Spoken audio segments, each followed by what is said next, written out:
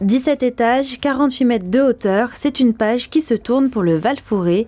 Ces deux tours emblématiques du quartier n'existeront plus dans quelques mois. Les tours Adair, c'est la démolition tant attendue.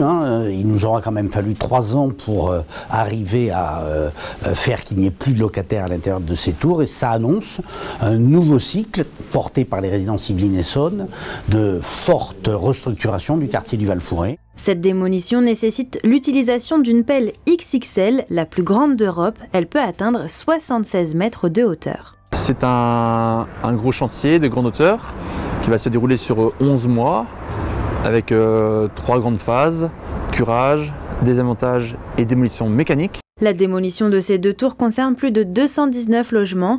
Aujourd'hui, tous les habitants ont pu être relogés au sein même du quartier du Val-Fouré, dans le centre-ville de Mantes-la-Jolie ou à proximité. Notre rôle essentiel était de pouvoir convaincre déjà les locataires de ce projet de relogement pour pouvoir réaménager ce territoire.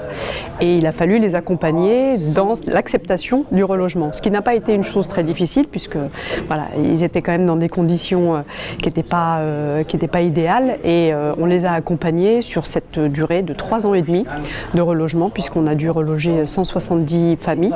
Débuté il y a plus de 30 ans, le projet de restructuration du Val-Fouré a pour objectif de renforcer l'attractivité du quartier, créer plus de liens avec le reste de la ville ou encore imaginer des espaces plus verts et accueillants. C'est de dédensifier le quartier et de permettre en fait une mixité, une diversité dans le quartier.